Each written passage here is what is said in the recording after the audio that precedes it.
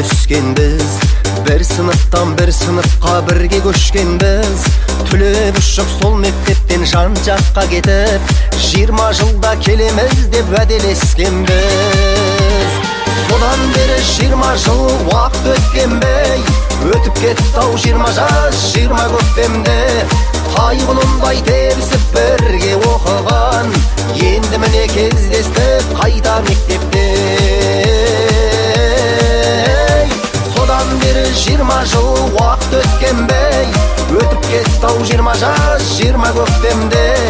Тайғұлындай тебісіп бірге оқыған, енді міне кездестік қайта мектепте. Еске алысып әңгіме қып бала күндерді, класс болып қыдырған айлы түндерді. Бірің ана бірің әке болғандарыңмен, жүздеріңде әлі тұр балалық белгі. Содан бері 20 жыл уақыт өткенбей, өтіп кетті-ау 20 жас 20 көктемде.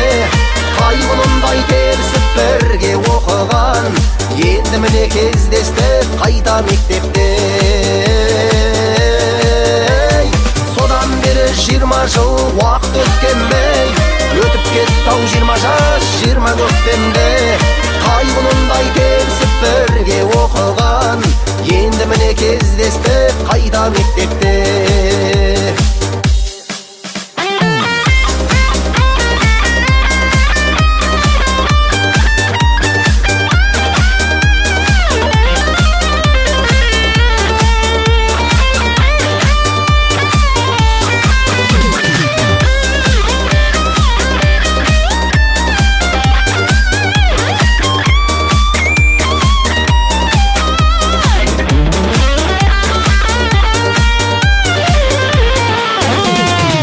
Достар жоқ ортамызда сирек арамыз, Алласыне біз қалай кінә тағамыз.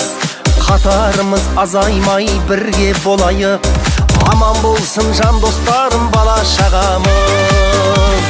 Содан бері 20 жыл уақыт өткенбей, өтіп кетті-ау 20 жас 20 көктемде. Тайғұлындай тебісіп бірге оқыған, енді міне кездестік қайта мектепте. Содан бері 20 жыл уақыт өткенбей, өтіп кетті-ау.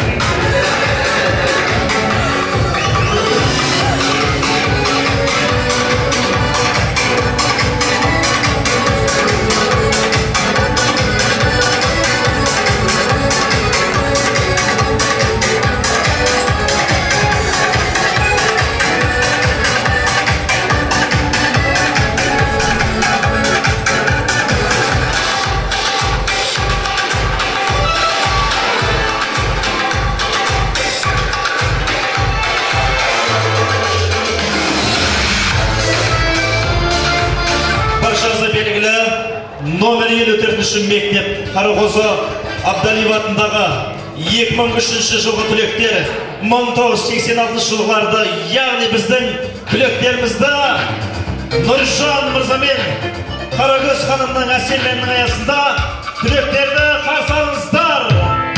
Асал Нұржан Бейбұра, Қарагөз айым 5 баланың әкесі. Нұреген бастаған ағыз бастап береміз.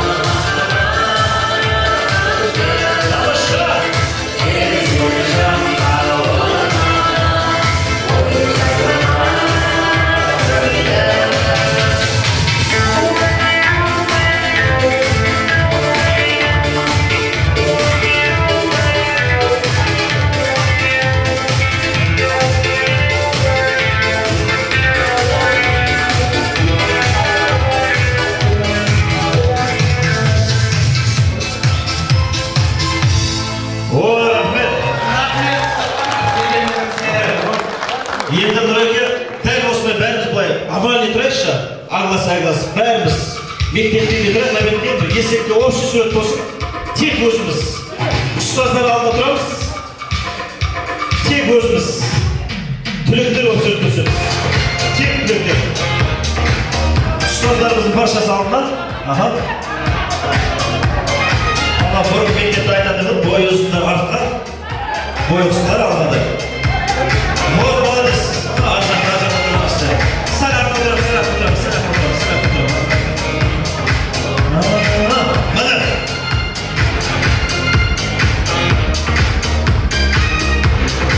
Қараймыз. 1, 2, 3. Рахмет. Енді әрқас түрде жайғасыңдар.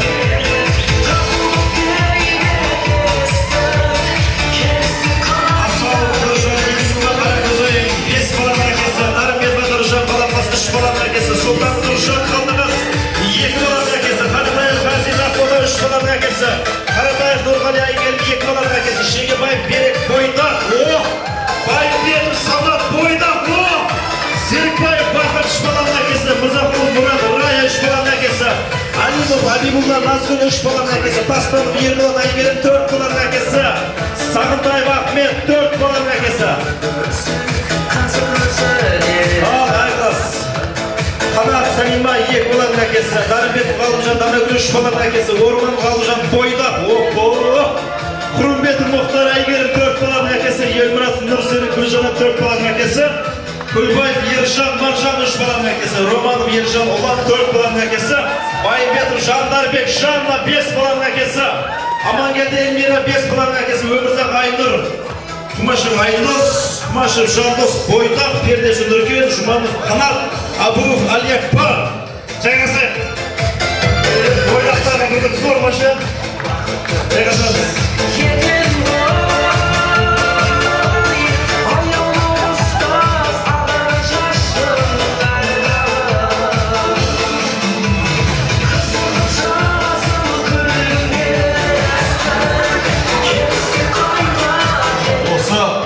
Шәкірттеріңіздің арнайы дайындаған сый-сипаттары бар.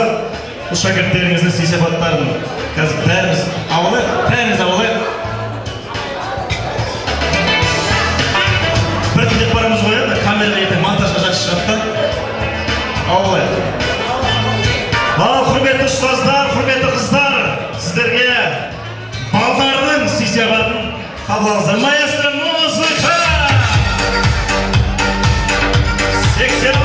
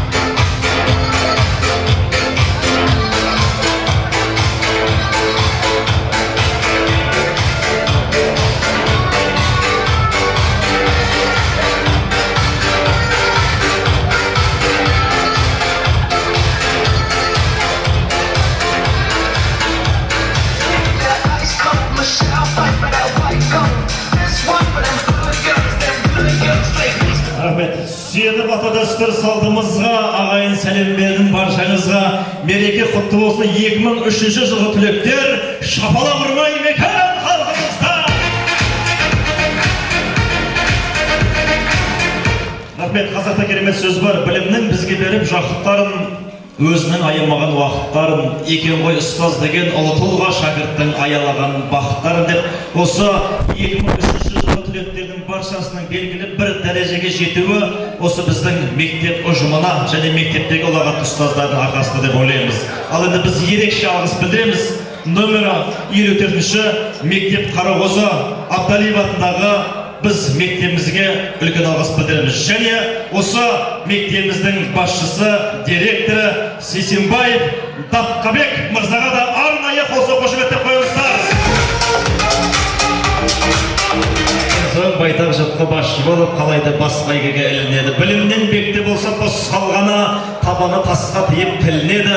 Суменен сепкен тұқым көгергендей, ойқысы оқуменен тірлет деп. Біз енді осы берекелі бүгін өтіп жатқан кешімізді әсем тілек ниетпен, жақсы бір батамен бастасақ деген ниеттеміз. Ал ортаға арнайы мектеп директоры Сейсенбаев Дапқабек мырзаны арнайы жеке дара өзін сахнада шақырамыз. Келіңіз. Сейсенбаев Дапқабек ағайымыз арнайы қошеметтеп қойыңыздар.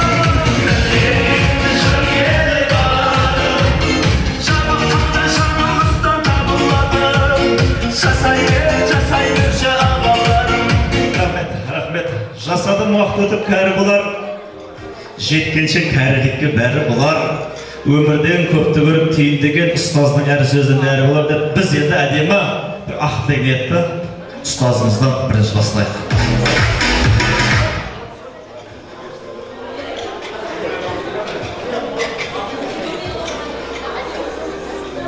Ассалаумағалейкум.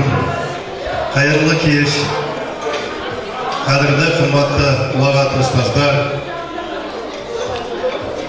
Бұдан 20 жыл алдын Қарағозы Абдалиев мектебін бітірген енді ұстаздарға сіздер қай уақытта болса да түлектер боласыздар ғой, енді шәкірттер боласыздар. Қадірлі шәкірттер, міне бүгінгі қуанышты күндеріңіз, Қуанышты кештеріңіз құтты болсын. Міне дегенше, әлім дегенше 20 жылда өтіп кетті. Міне барлықтарыңызға Алла зор денсаулық берсін. Өмірлеріңіз ұзақ болсын. Қуаныштарыңыз көп болсын. Жаңағыда тамада айтып жатыр. 5 бала, 4 бала, 6 бала, 7 балаға да өмір барды. Құдайға шүкір, соның бәрі берген Алланың арқасынан. Біріншіден, екіншіден, бір-біріңізді қадірлеп, құрметтеп, махаббаттарыңыз мәңгілік болып, бір отбасыны жақсы тербетіп отқан жағдайдың бірі шығар деп ойлаймын. Құдайға шүкір, менің келгенімде осы ауылға 10 жыл болды. 10 жылдан бері мен осы ауылдың егесі тұрғыны болып кеттім. Құдай қаласа, мен үшін өте жақын, мен үшін жүрегіме өте жылы, Қалчорай елді мекені. Құдайға шүкір, қай жерге барсам да, ауылдың қайсы үйіне барсам да қадірлеп, құрметтеп күтіп алады. Мен үшін одан артық бақыт жоқ деп ойлаймын. Бас иемін барлықтарыңызға, қадірлеп, құрметтеп шақырғандарыңызға рахмет. Мен сіздерді, кейбіреулеріңізді ауылды көріп жүргендер танысам, қалғандары танымай Шымкенттен, Алматыдан, Астанадан келіп жатыр дейді. Өте қуаныштымыз. Бұның ең керекті, ең нәзігі жері, ең нағызы бұның, мен ойлаймын, ынтымақтың арқасында да ойлаймын. Мына ынтымақтарыңыз бұдан арта берсін, бір-біріңізде қадір құрметтеріңіз биіктей берсін. Құдай қаласа қай жерде жүрсеңіздер де Алла қолдап қуаттап жүрсін. Осындай жүздеріңіз жарық, жүздеріңізден күлкі кетпей, бастарыңыздан бақ, астарыңыздан тақ кетпей, жақсы күндеріңіз көп болып, Құдай қаласа 30, 40, 50 жылықты Алла Тағала бәріңізді аман етіп, бастарыңызды, бала-шағаларыңызды аман етіп, немерелеріңізді ертіп келетін кезге жетіп, Құдай қаласа қуанышты күндер келе берсін. Менің де мектеп кіргеніме 45 жыл болыпты. Бірақ әлі көңіл жас, бәрібір ол біз бітірген мектептер әлі жоқ болып кетті. Құдайға шүкір, барлық уақытта сабақ берген, білім тәрбие берген ұстаздарды ешқашан естен шығармаймыз. Мен де ойлаймын, сіздер де естен шығармайсыздар деп, мұны қадірлеп, құрметтеп бәрін шақырып жатсыздар, биікке көтеріп жатсыздар, мәртебелерін жоғарылап жатсыздар. Осының бәрі сіздердің құрметтеріңізді ойлаймын. Құдай қаласа, барлық уақытта жақсылық күндерді бастарыңызды қоссын Алла. Қуаныштарыңыз ұзағынан болсын, табысты, жемісті болыңыздар. Мен ойлаймын, әрқайсыңыз бір шаңырақтың егесі, бір шаңырақтың шегесі болып, бір жерден Құдай қаласа жұмыс атқарып, елге, халыққа, осы Қазақстан еліміздің әлеуметтік көтеруге, дамуына мың алғыс үлес қосып жатқан азаматтар деп ойлаймын. Бас иемін сіздерге, барлық уақытта осындай жақсылықтарда Алла бастарыңызды қоса берсін. Рахмет. Рахмет, Қатқали Көсекеніңіз, сізге арнайы осы түлектеріңіздің шапан шаттығы бар, заманауи шапан шаттық. Арнайы ұстазға, мектеп директорды қол соққы жүректі қойыңыздар. Түлектерді жақын дұрыс түрегі. Кесекте сөз көсек.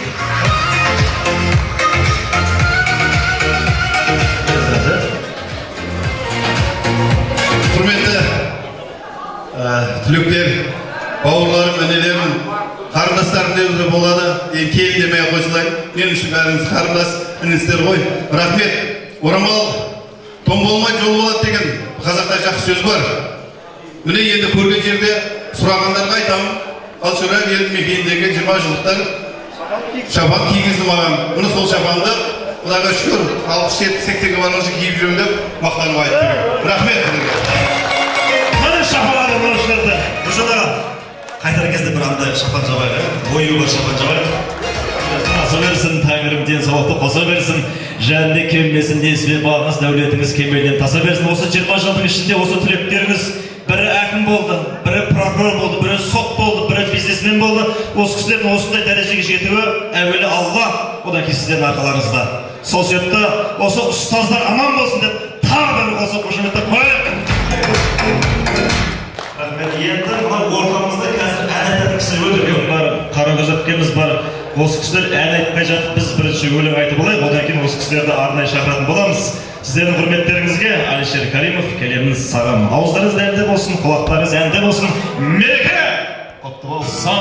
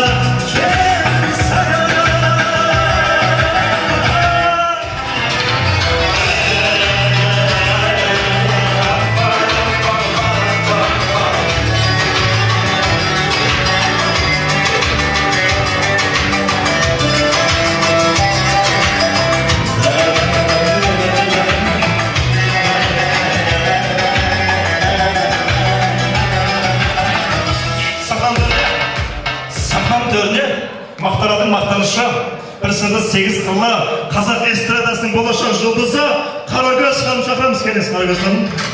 Осы эстрада жұлдызы дегенде бұл кісі өзі ойлап отқан жоқ. Қашаннан бері мен жұлдыз болып қалды. Біздің Қарагөз әпкеміз сіздердің құрметтеріңізге, сіздердің құрметтеріңізге, ұстаздарымыздың құрметіне Замандастарым деген тамаша ән салады. Маэстро, дайынбыз ғой? 1, 2, 3 түлектер, қол қошымен!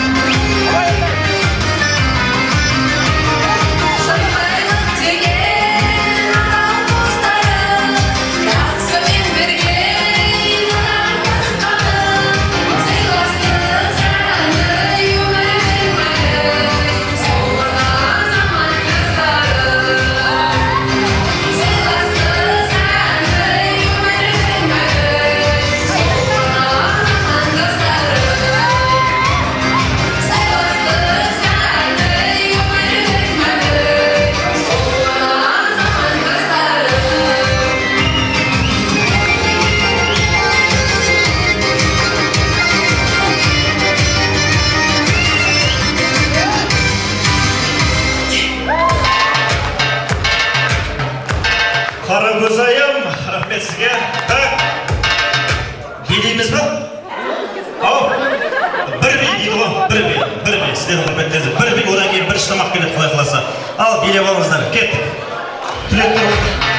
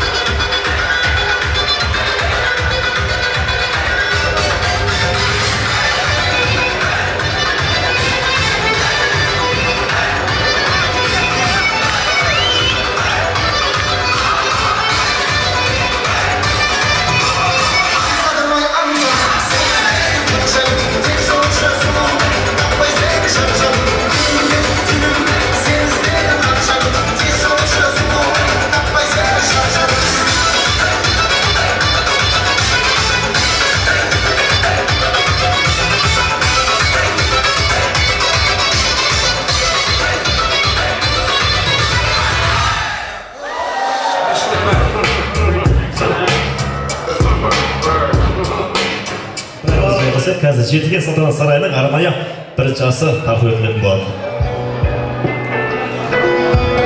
Біздің А класстың балаларының бәрі мына жерге шақырып келіңіздер. Қазір ұстаздарымыз шығады. Балалар келеші тек ұстаз, балалар. Мына жерге келейік. Қазір ұстаздарымызды ерекше құрметпен мемлекеттің басшысында. Қыздар келіңіздер, тек балалар. Қараңыздар үшін бәрі уайымдар жүр.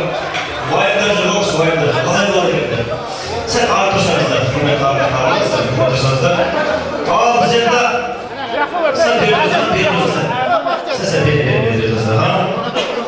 біз енді ортаға осы шәкірттерді аялап баққан, өз уақыттарын аямастан өткізіп, осы кісілерді осындай дәрежеге жетуіне бірден бір себепкер кісілер, құрметті сынып жетекшілеріміз, яғни бастаушысы сынып берген ұлағатты ұстаздарымыз Треспаева Көшен апайымызды, Бекбаева Жұмагүл апайымызды, Исмаилова Гүлбахар апайымызды ортаға шығарамыз, және Якубова Алима апай, Тастекова Гүлсім апай, Исқақова Ажырым апай келіңіздер.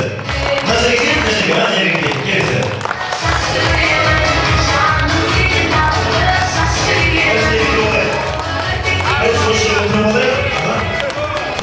Сәл артты сұраңыздар, орын ашық. Алты апайымыз, сіздер қазір келесіздер, түлектердің бәрі сіздерге шапалап отырады. Қараймыз ба? Ал, құрметті ұстаздарды сахна төрінде құрметпен шақырамыз. Маэстро музыка!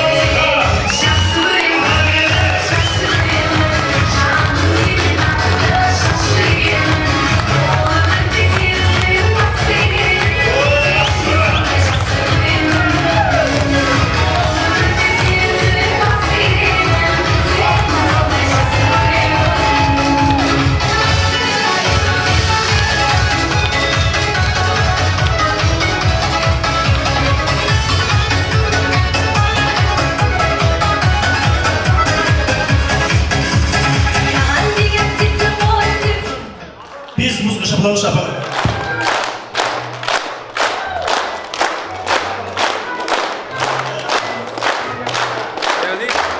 Осындай шәкірттері бар кісілер, сіздер де бақыттысыздар ғой.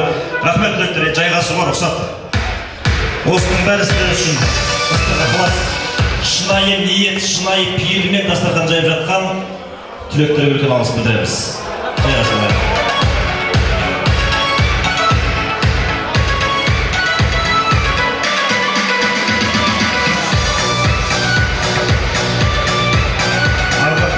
Өздеріңіз білесіздер, патшадан сұраған екен, патшадан. Дайын ба? Тамаша. Енді Айеке, жетіген салтанат сарайының жаңа біздер айтқан бірінші асы дайын.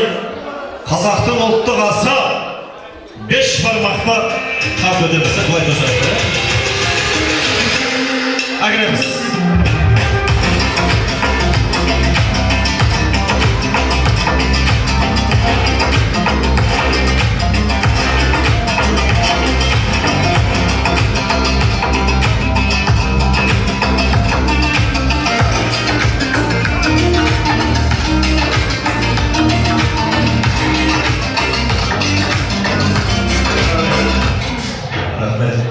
Көрісіңіз күштеріне келіңіздер. Өмірде бір адамдарға қарыздармын. Кімге десе, біріншісі әкем, екіншісі анам, үшінші ұстазым. Неге десе, әкем себеп болып өмір сыйлап, ұстазым 9 ай 10 күн көтеріп өмір сыйлап, ал ұстазым сол өмірді мәнді, сәнді өткізер білім сыйлап деген. Сол себепті сіздерге әрдайым басымызды иіп, үлкен алғыс білдіреміз. Ал енді біз әдемі ақтық ниетті үлкен апайымыздан бірінші бастайық. Апайларымыздан үлкенден бастайық. Рахмет. Әуелі рахмет. Асабаларым. Кеш жарық құрметті қонақтар десем де болады, құрметті өзімнің алтын балдарым, қыздарым. Бұдан 20 жыл алдыңғы кішкентай балапандар, Uzun sotkar ballar bolup жүргенміне бүгін үлкен азамат боп отырсыңдар. Қош келдіңдер бәрің. Не айтам? Мен енді мынау пәнім математика пәні болғандықтан кішкене қаталдау оқуымдағын сабақта да көп сөйледім, балдарға да көп ұрыстым. Енді оны балдарын не үшін ұрыстық, не үшін көп сөйледік, барлығын түсінетін шығар. Енді мына кішкене тұмыр болып көп сөйлей алмайын дептім. Мынау кездесу ұйымдастырған өте тамаша балдар. Көп рахмет сендерге. Ынтымақтарың бұзылмасын, достықтарың айырылмасын. Әрқайсың баяғы кішкентай балдар міне барлығын бір отбасының егесі, қыздарымыз шегесі болып отырсыңдар. Бағанеке айтып өтті, барлығын бірнеше ұлдың қыздың әкесі, анасы болып отырсыңдар.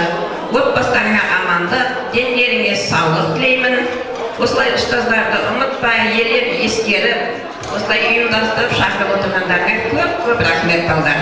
Әрдайым осылай қызық қуанышта бас қосыңдар, сыныптастар деген аттарың бұзылмасын, қызық қуанышта бас қосыңдар, бір-бірінің той қызықтарында қызмет етіңдер. Осылай ит көйлекті бұрын тоздырды.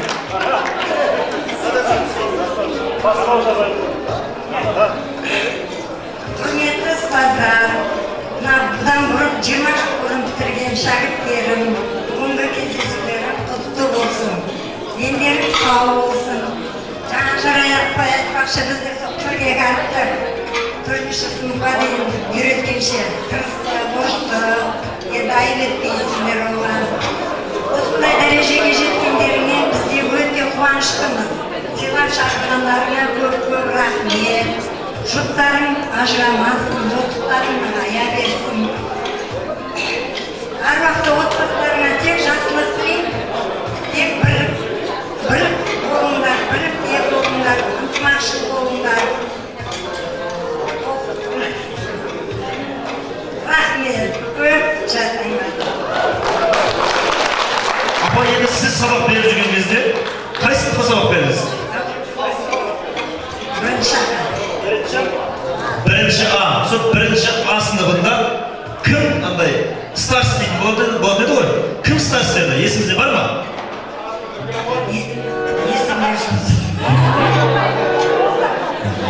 Кім есіңізде қалды? Бірде қатты шулау жағынан, сабақ оқымау жағынан, қатты оқиын жағынан. Бұзық емес еді, оқыштар. Бір аның бәрі Өті керемет еді. бар ма? Естіп аласыздар ма? Олар қойсаңыздаршы. Апай сізде ше? Кім есте қалды? Менің барлығы жақсы, барлығы есімде, барлығы жаңа барлығын. Енді қыздарымда ана болғандықтан үй тұрмысымен сәттеп екеуін танымай қалдым, ал балдарым барлығы осыдан 20 жыл алдын қалай болса ұл балдар. Дәл солай етіп есімде қалдырады. Атын аттап түсін түстеп барлығын не дегендей. Мынау таңертеңге көрістік, керемет сезімде болдым өзім. Классымды жаңа Гүлсім екеуміз алып шыққаннан бұдан сол неше жыл болса да еске түсті ғой барлық нәрсе. Қазір мына қарап отырсам, барлығы ер азамат, қыздарымыз бір үйдің ханшайымдары, не деген керемет, бірінен бірі өте сұлулықтары. Барлығы өмірде өз жолдарын тапты. Соған мен қуаныштымын. Алла тағалам тек қана сендер тіл көзден сақтасын. Отбасыларыңа амандық, дендеріңе саулық, бауырларың бүтін болсын. Анау өзі бір сынып болады. Сынып көп қой енді, мысалы біз 40 әрқайсымыз 40 жылдан аса істедік қой. Бірақ соның ішінде мен өзім ұстаз, мен өз шәкірттерім бар енді, жаңа Гүлбану да айтып отыр ғой. Мен кімге таққан десем, дурацилма дейді, сізге таққан екен ғой. Сол жақсы бір өзім мұғалімде ұстаз өзі жүрегімен оқушыны жақсы көру керек. Әрбір оқушы өзінің жүрегінде, жаңа ұстаздың да, шәкірттердің де бір несінде қаламыз. Ал мынау ер азаматтарымыз әр жерден әйтеуір өздеріне тағдырлас, өздеріне ұнаған ханшайымдарды тауыпты. менің балдарымды алақандарында ұстаңдар, бастарына көтеріңдер, ер азаматтарың болсын. Ал мынау күйеу жігіттер, енді мынау 86-ның келіндері, сендер күйеуді сыйлаған халықпыз біз. Оларды бір шетке соғып қоймай, араласып, биге шақырып, деп араласып отырулар керек. Бүгін жігіттер қорықпаңдар, қызғанбайды. Отвечаю. Сол үшін класс-класспен болмай, араласыңдар, 20 жылдан кейін көріп не. Мысалы біздер 20 жылдық, 40 жылдық, енді 48 жылдығымызды 40 жылдықтан кейін жылда тойлаймыз. 2 жылдан кейін Алла жазса 50 жылдығымыз болады. Сол сияқты сендерді де ешқайсың не дейді, адаспай, тағы да бір-бірлеріңді тауып, осылай жұптарың жазылмай, 4 көздерің түгел жылда кездесіп отырыңдар. Ал келіндер, күйеу балдарды сыйлап араласып отырыңдар.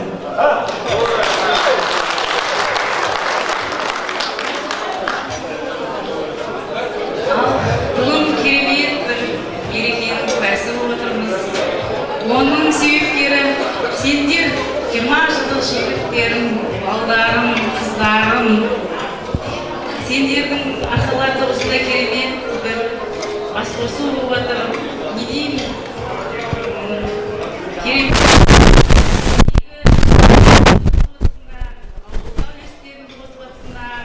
мектепке үлестеріңді қосқансыңдар. Не деймін? Барлығына рахмет айтамыз. Ауылдың атынан, өзіміздің ұжымның атынан, ұстаздар атынан, дендерің сау болсын. Сендер де салиқалы ұрпақ тәрбиелеңдер. Жұмыстарыңа табыс тілеймін. Не деймін? Өсіріп отқан қыздарының қызығын көріңдер сендерден. Мынау халыққа, отанға адал қызмет ете беріңдер. Мынау 20 жылдық басқосу деп жатыр ғой, ағарай да басқоса беріңдер. Соған тілектеспіз. Аллам соны бұйырсын сендерге. Мен де тоқтымын, балдарымды көріп, қыздарымды көріп, бір қуандым, апайларым көріп. 10 жасқа жасарды деп ойлаймын. Өзім жүрегім сондай нені сезді. 10 жасқа жасардың да өтін сендерді көріп балалар. Иә, жүрегім естарды. Балдарым, қыздарым бәрі өзгермеген керемет. Айтып жатырмын ғой, қайтадан сендерді мектепке кіргізіп, қайтадан партаға отырсам, тура оқушыларға ұқсайсыңдар. Негізі 20 жылға деген оқушылар қарым-қайсалап. Сондайлар көрген, қайбір 83-тер көріп, 16-тер көріп алырмыз. Сендерді солай елестеттім, негізді, сөйтіп келетін шығар десем, керемет. Иә, керемет. Ол үйдегі құдай қосқан қосақтарының арқасы шығар деп отырмын. Қыздарға, жігіттерге, керемет алақандарына салған. Әрдайым жүректерің ақ болсын. Әдемі қартаюды тілеймін сендерге. Не деймін? Дендерің сау болып, тек қана осындай жақсылықтарға кездесе беріңдер. Мына сендердің арқаларында біраз жыл көрмеген Айым апай бастаған апайлар, Қайыр апай, Еркінай апай, ардагер ұстаздарымызды көріп, Ажар апай, бір марқайып, көріп, сендердің арқаларында. Бұл кісілерге де дендерінде саулық тілеймін, отбасыларына амандық тілеймін. Бұл кісілердің алды немере, шөбере сүйіп жатыр. Осы кісілердің жолын берсін бізге де. Шөберенің алақанына май жалаңыздар. Бар жақсылық тілеймін. Мерекеге жалғаса берсін. Рахмет, ал келесі ұстаздарымыз. Құрметті шәкірттер, 20 жылдық басқосу мерейтойларың құтты болсын. Барлығын 4 басын түгел аман есен кездескендеріне мен шын жүректен қуаныштымын. Мынау мен өзімнің еңбек жолымда осы сыныптан бастадым. Мен барлық іс тәжірибе осы сыныпқа пайдаланған мәдениетім бәрі. Сондықтан мен өте керемет бар күш қолданған бұл сыныпқа да негізі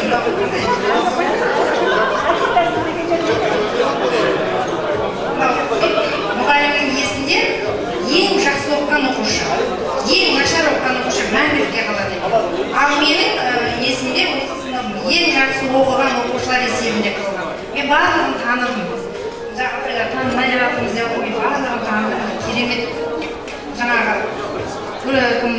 жатыр ғой, партаға отырғызса оқу шықпайды. Егер бастаушылыққа барса, бастаушылыққа ақсап тұр. Ендігі келесі 30 жылдық, 40 жылдық, 50 жылдық мерейтойларда аман-есен кездесе беріңдер. Аман болыңдар, рахмет.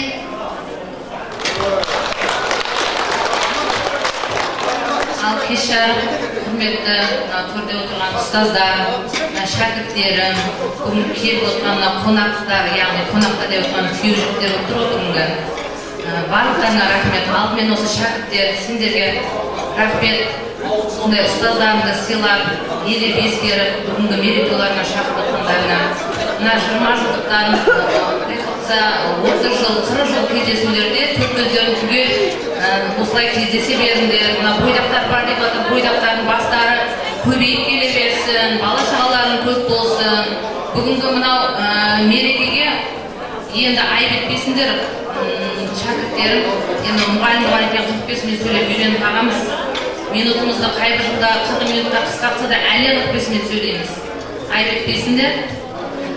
Енді осындай кезде кішкене қызықшылықтарды еске түсіріп тұргенде жақсы ғой. Бүгінгі енді мұнда қыздарымызды осы жерге әп-әдемі әкеліп отқанына күйеу балдарға рахмет.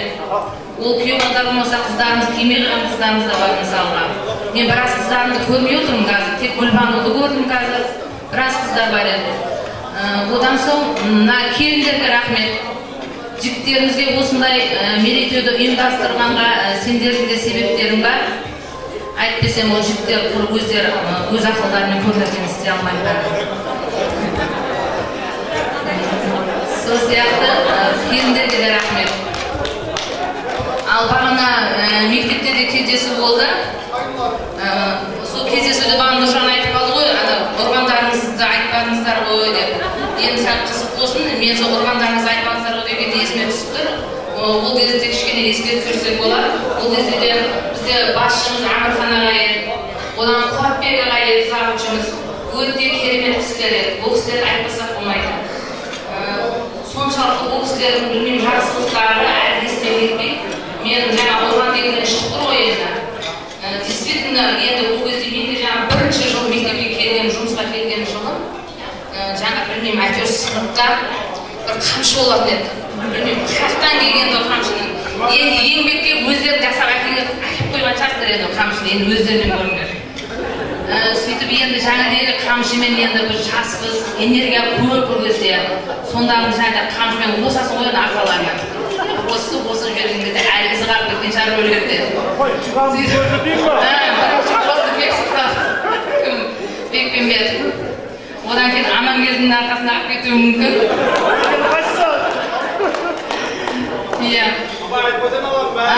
Енді мен айтайын деп тұрғаным, бұларды ұрғанда енді бір жаман көріп ұрмайсың ғой, өз балдарымыздай бәрі. Әйтеуір оқысын дейсің, соңғы атсаң деп, көбейтуге сен жаттамасын деп ұрамыз ғой, көбейтуге сен жаттайсың ба? Қашан айтқанша ұра беретін. Енді сөйтіп жүргенде енді ойламаймыз, ол кездегі ата-аналарға да рахмет. Ата-аналарға ең алдымен осы күнге жеткізіп отқан сендердің ата-аналарына рахмет. Сол кездегі ата-аналарына кереметтігі соншалықты. Біреу алдыма келіп, ей баламды неге осылай ұрып жатсың деп келген жоқ мен алдына.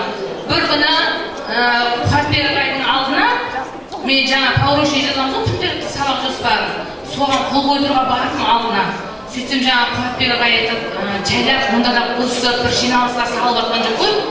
Шақырып алған да жоқ мені, сен неге ұрасың деп. Алдына барып қалған кезде, Гүлбақар сен өз анау.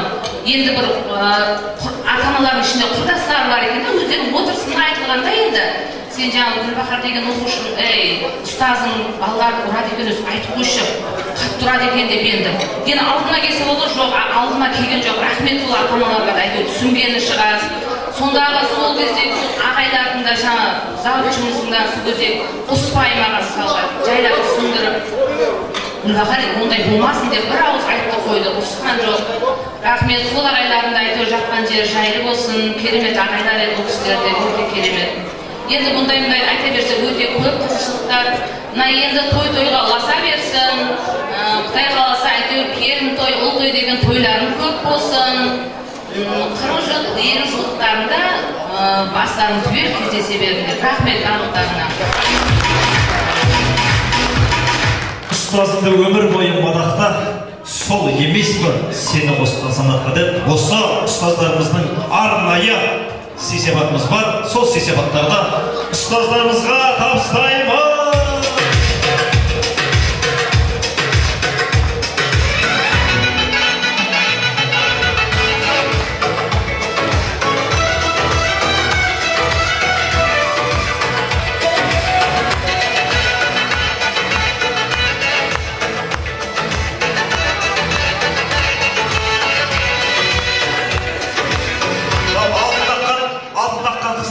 Бірісі жақын тұрыздар, сөткі суағы. Балда қойдыңыздар. Өзімізді сөз өтсек, қараймыз.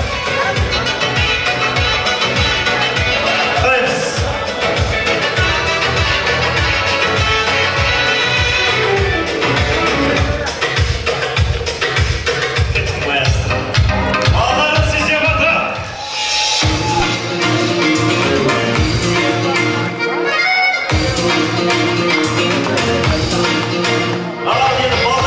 Балдар.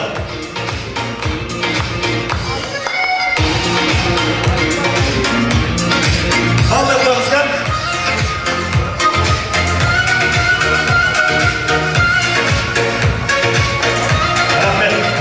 Рахмет.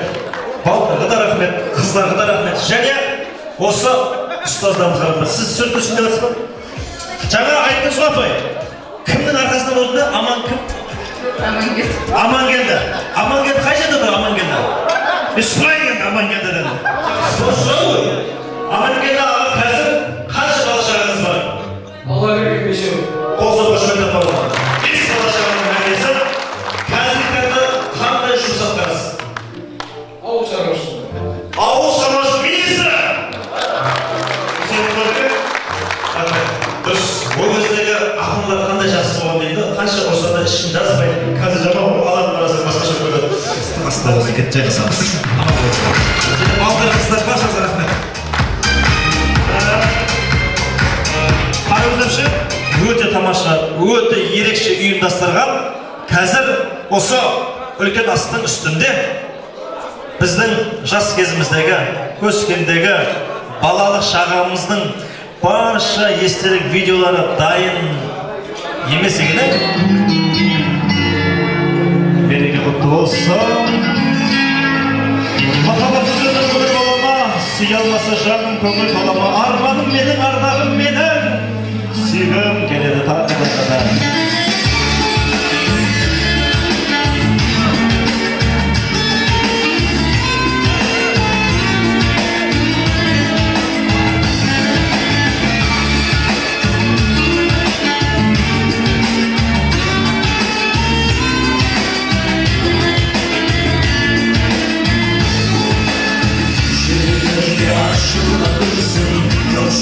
Şaşırabilirsin, oralı kömür öfke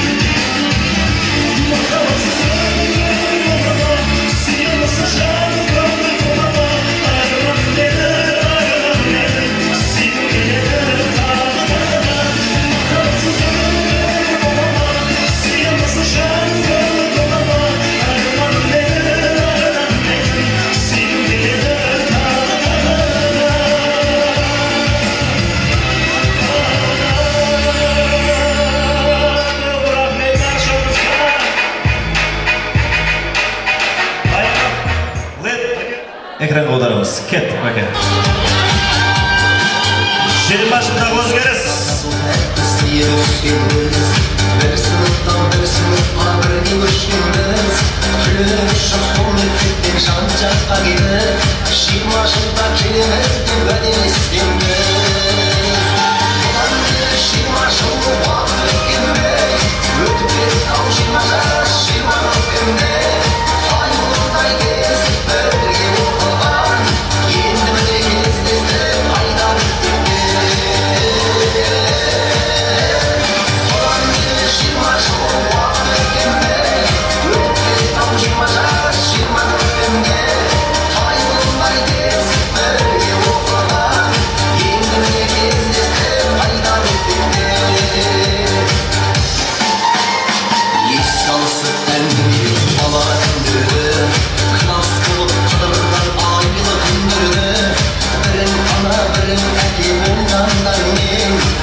Yüzlerinde ele doğru bağlık beni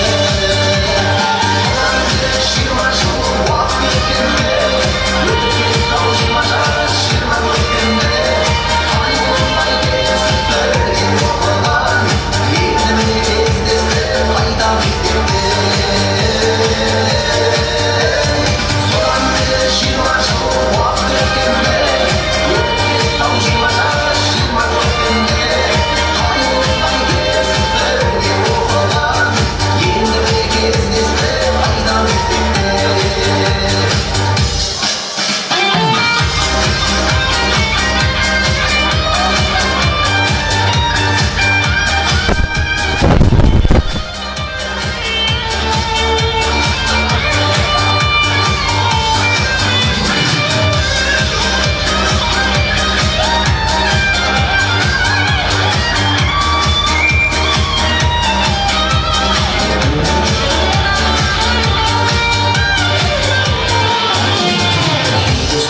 Ortamızda seyir aramız Allah'ını biz kalay kına kadarımız Hatarımız azaymay birge olayıp Ama olsun can dostlar ulaşalım Soran beri 20 jıl vakti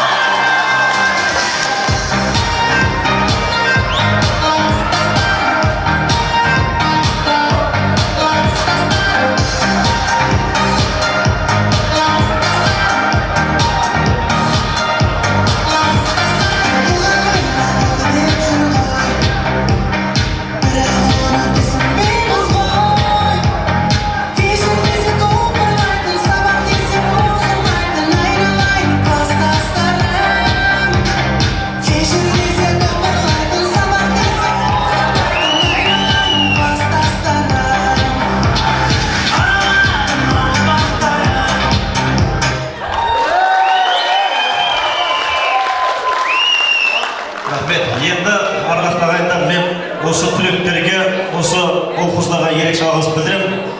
Өлі разы болмай тірі байымасын деген осы дүниеден озған біздің аға бауырларымызға, ұстаздарымызға арнайы Құран оқытқызған. Біз осы кісілермен ақылдаса келе еске алу видеомыз бар. Соңында қазір өткізіп алайық. Ары қарай кеште өткізсек деген ниеттеміз. Сол себепті еске алу видеомызды тамашалаймыз. Бәке кеттік.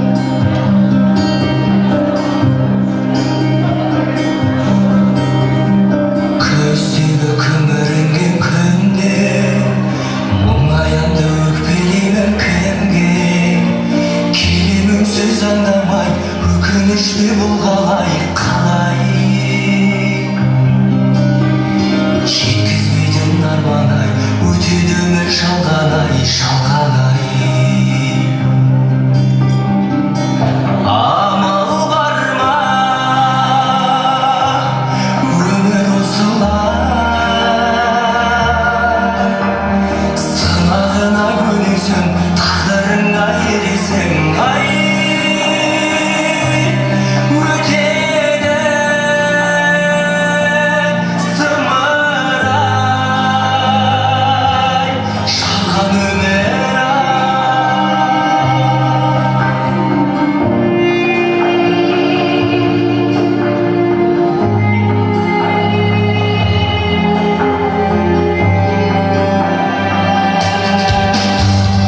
көктемгі жадыраған күнге мен қашан жетерімді білмей жауыны көп таңдардай жанымды бұлғалай қалай өтеп өмір жалған-ай әуесіне салған-ай салған-ай амал бар ма өмір осылай сынағына көнесің тағдырыңа ересің ай өтеді зымырай жалған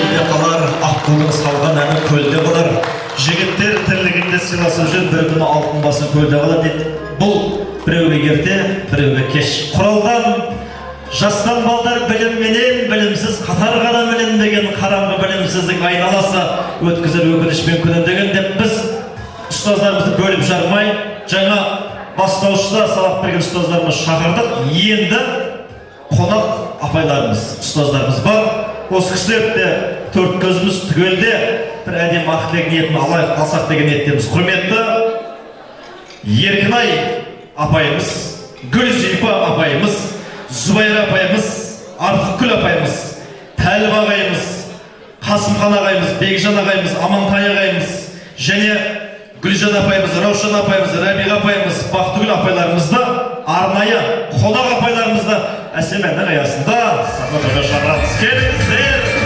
құрметті апай апайлар.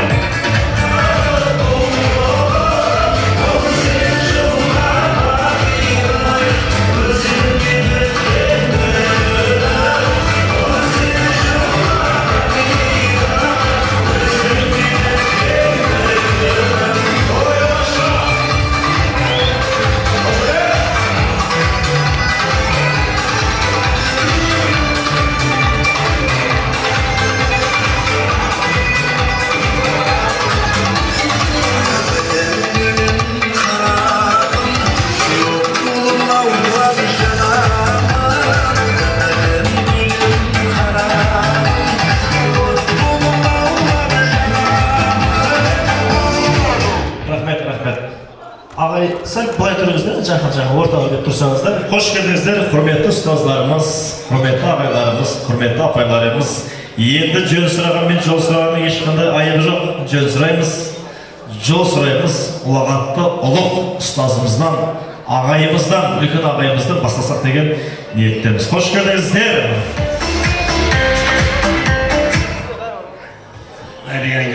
Söz verin rahmet. Ama kuruluşta giyen adam sen olacak.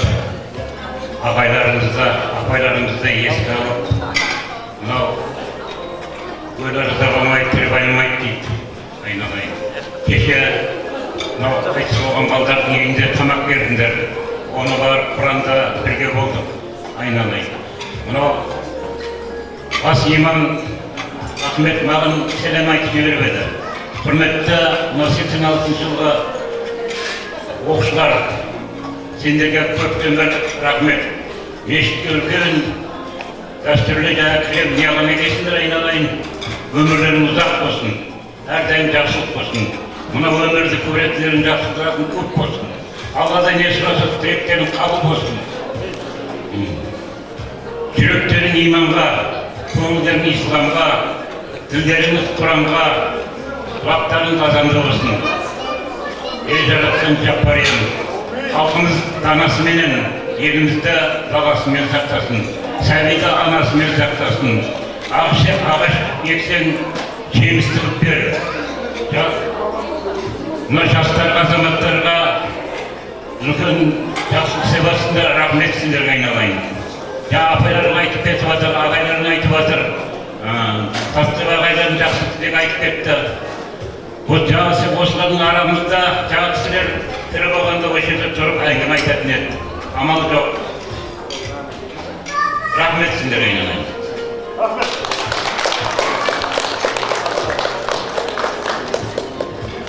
Құрметті мына 2003 жылғы түлектер, мына бүгінгі сендердің 20 жылдық мерекелерің құтты болсын. Мына ұлдарымызды, қыздарымызды көріп, өте көңіліміз тойып, марқайып отырмыз айналайындар қыздар. Жаңағы қыздарымыз отағасы болса, ұлдарымыз, жаңағы қыздарымыз от анасы дейді ғой, бәрі де бір отбасының иесі болдыңдар. Өсіп өніп жатсыңдар ұлдарымыз, қыздарымыз. Бәрі жақсы жұмыстар, жақсы жақтарынан көрініп жүрсіңдер. Енді бәрін білмесек те енді сырттай біліп, сұрап, жаңағы хабарымыз бар ғой енді бәрінде. Рахмет сендерге осыншалықты ұйымдастырып, осындай мұғалімдерді шақырып, осындай жаңағы көшетеріне рахмет, ризашылықтарын білдіріп жатыр. Сол кісілердің тәрбиесі шығарып бір жағы. Жаңағы ұстазды көрсең, жаңағы әкеңнен де ұлық дейді, бірінші ұстазға сәлем беру керек екен. Әкеден бұрын деген сөзді мен жақында естідім. Сол сияқты мына ұстаздарың өте қуанышты тұр. Өте бізде қуаныштымыз айналайындар, өркендерің өссін, мына болашақтарың жарқын болсын. Әлі сендер қайда жассыңдар, әлі болашақтарың алдында сендердің. Міне осы класстағы ең үлгілі оқушыларымыз бар, мысалға организатор өсімге дейін мен өзім атап өтсем, постоянно мектепте мәдени жұмыстарды, қоғамдық жұмыстарды белсене атқаратын Елемова Қаракөз, Нұржан, міне өмірде бұлар қазір енді жоқ, өте жақсы организатор жігіттер, қыздар. Мына іштерінде тағы мен есімде қалған Нұрғали деген менің әнші оқушым бар. Нұрғали орнынан тұрып қойшы. Қайдасың? Қаратай. Деніңдеріңіз сау болсын, бәрін биіктен көре беріңдер. Бақытты болыңдар, болашақтарың жарқын бола берсін.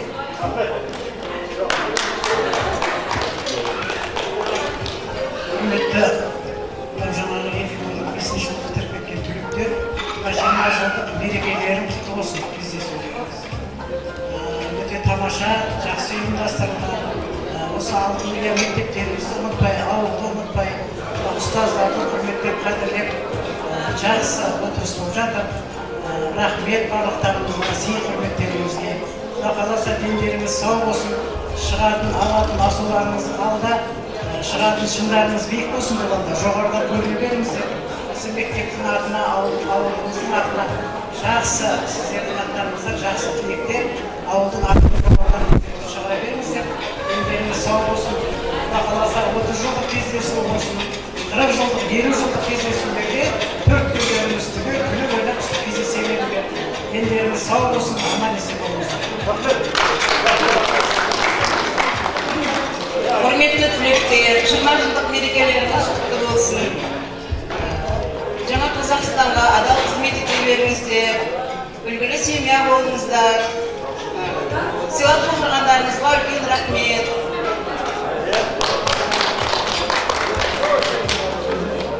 Құрметті шәкірттер, мынау бүгінгі апайларды, ағайларды жинап, барлығымыздың басымызды қосып, қосқандарына рахмет, көптен көп. Неден мынау, барлығың жаңағы семьяда бақытты болыңдар, бала-шағаларыңның рахатын көріңдер, соларды жақсылап тәрбиелеп, үлгілі отбасы болыңдар. Қайда болса да жолдарың ашық болсын. Мынау рахмет сендерге көптен көп, үстіп сыйлап, үзектеп, ағайларды, апайларды шақырып, ұмытпай, қадірлеп шақырғандарына бүгінгі ізгі ниеттеріңе көп рахмет. Барлықтарың отбасында бақытты болыңдар, бала-шағаларың көп болсын, соларды өсіріңдер, өндіріңдер, үлгілі отбасы болыңдар.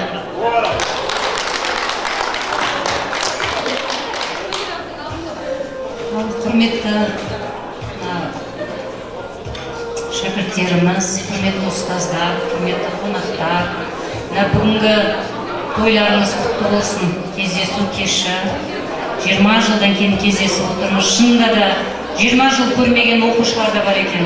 Қазір мен Илимова Айгерімді мүлдем танымаймын, вообще келім. Апай менің атым кім деп қояды, бетіне қарап тұрмын.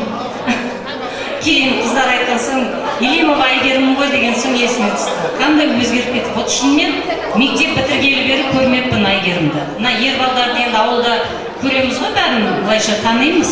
Бірақ қыздарды, Айгерімді мен шынымен танымадым. Шынында да мынау керемет кездесу болып жатыр. Қанша нәрсе, бүкіл өміріміз қазір мына видеороликті көз алдымыздан өтті. Рахмет сіздерге.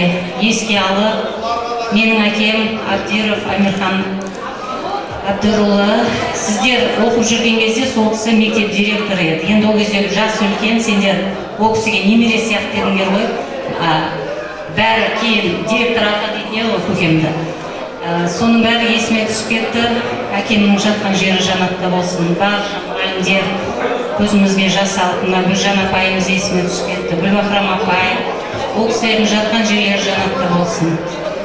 Мына артынан қалған ұрпақтары аман болсын. Не дейміз сіздерге? Зор денсаулық біріншіден. Мынау кездесулеріңіз оласа берсін, тойларға оласын, бір-бірлеріңіздің тойларыңызда қызмет жасап, жаңағыдай араласып жүре беріңіздер. Не дейміз? Мына кеш керемет өтіп жатыр. Рахмет сыйлап шақырғандарыңыз үшін. Сол, не деймін басқа? Иә, құтты болсындар. Ағайымызға рахмет. Құрметті оқушылар, мына бүгінгі 20 жылдық тойлар құтты болсын. Барлықтарына денсаулық тілеймін. Мына осындай ауызбіршіліктер жайлы айтып жатырмын мен де. Мектепте жүргенде де ауызбіршіліктер жақсы ұйымдастырады, барлық неге қатысатын деп. Рахмет. Және Гүлжан айтпақшы, мен де әлі және көрген нәрседен шыға алмай тұрмын да. Көз алдымыздан өткендей болды. Рахмет. Осындай дүниені көрсеткендеріңе. Әрдайым ол кісілерді еске алып жүру керек. Ұмыт болмау керек. Рахмет сендерге. Дастархан жайып жатсыңдар, Құран оқытып жатсыңдар. Барлығына рахмет. Тек қана жақсылық болсын. Отбасыларында амандық болсын. Ұл-қыздарың көбейіп, бірін-біріне құда бола беріңдер. Құда қаласа. Дендерің сау болсын. Үлкен рахмет сендерге. Үлкен рахмет.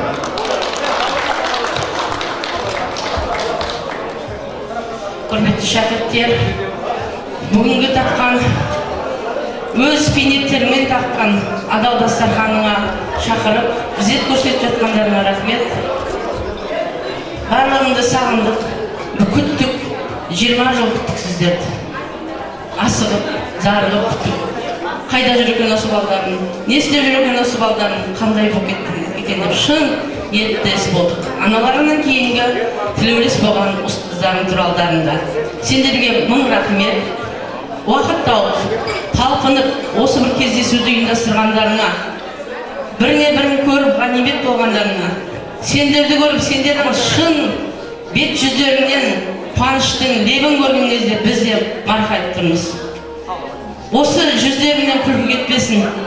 Бір-біріне тек мынау кластас деген кішкентайдан бір-бірін көтере алмайсыңдар көкіректеріңді. Себебі кішкентайдан сенің қайдан өскенің, қай отбасында өскенің, қалай өскенің бәрі бір-біріне сырың мәлім. Сондықтан мен мұндай болғам деп айта алмайсыңдар. Осы қалыптарынан таймаңдар, адамгершіліктен аттамаңдар, бір-біріңді іздеңдер, қамқор болыңдар. Үлкен-үлкен тойларында бастарын түгел қосылсын, отырған орындарын жоғалмасын. 40 жылдық кездесулерінде де 4 көздерін түгел болсын. Құрметті, қадірменді, мынау осыдан 20 жыл алдын бітірген мына кішкентай шәкірттеріміз, елдің ертеңі дейді ғой, ақылына білімі сай, толықсыған шәкірттерді көріп отырмыз. Мен өзі сол кезде 2003 жылы 97-те кірдім, бірақ енді басшы болған едім. Өзі сендер кішкентай едіңдер. Аз да болса сабақ бердік, бану, солай ма?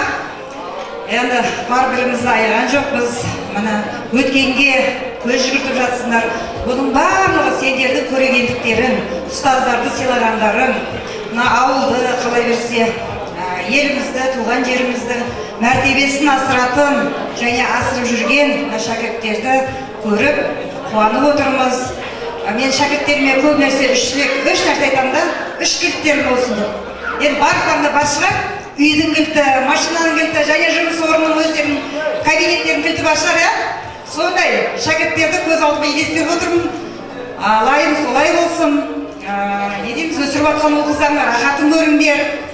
Шәкіртті сыйласаңдар, сендерді Алла тағалам сыйласын. Құтты болсын бүгінгі мереке. Ұстаздарымыз, мерекелеріңіз сіздерге де құтты болсын. Осы ұстаздарымызға арнайы сый-сияпат бар, сол сый-сияпатты табыс етеміз. Кет, қойыңыз. Әкеліңіздер.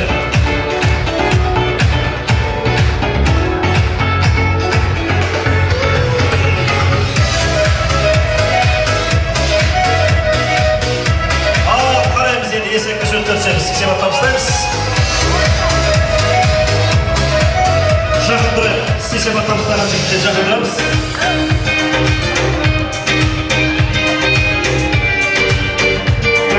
Жақындырып. Балалар алдына отырмасақ та болай. Балалар алдына отырмасақ та болады. Ұстаздар алдына. Тамаша. Келіңіздер.